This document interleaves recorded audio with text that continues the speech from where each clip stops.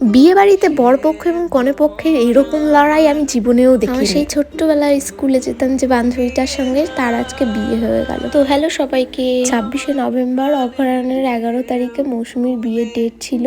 তো সেদিন কিন্তু আমি একটা সুন্দর এই শাড়িটা পরেছিলাম, তোমরা আগেও দেখেছো। শপিং করতে গিয়ে এই শাড়িটা কিনেছি আর হাতে নিয়েছিলাম আমার ভাবির একটা ব্যাগ। মৌসুমীদের বাড়িতে এসেই দেখলাম মৌসুমী মেকআপ করে সবে বেরোচ্ছে। মৌসুমীর কোণের সাজে দেখো কত সুন্দর লাগছে। ওদের বাড়ির সব গেস্ট চলে এসেছিল আর একে একে সবাই ফটো ভিডিও তুলে নিয়েছে। আমি অল্প একটু সুযোগ পেয়েছি, এই সুযোগের মধ্যে স্টেজে উঠে পড়েছি। আসলে সেদিন মৌসুমীর পাশে একটু আমরা সুযোগ পাচ্ছিলাম। পারিবারিক ভাবে গিফট তো দিয়েছি, এটা দেওয়ার কি দরকার ছিল?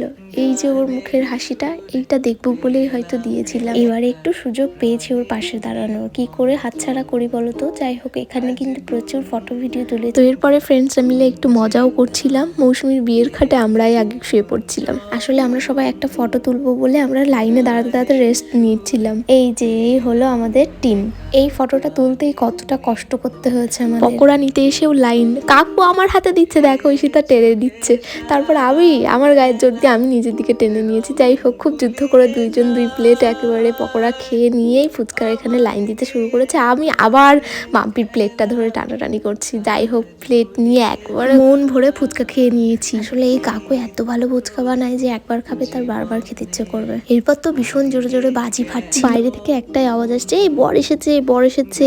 এরপরে দেখলাম বর ঢুকেছে। তো বরণে সব জিনিসপত্র রেডি। তারপরে কিন্তু আমরা নাচানাচি শুরু করে দিয়েছি। আর এই নাচানাচি কিসের জন্য বলো তো? বর এসেছে, গেট ধরবো তার জন্য। এখন দেখছি আর ভাবছি দিনটা কি আনন্দে কেটেছে ভাই। এরপরে দেখো আমাদের কাণ্ড কারখানা।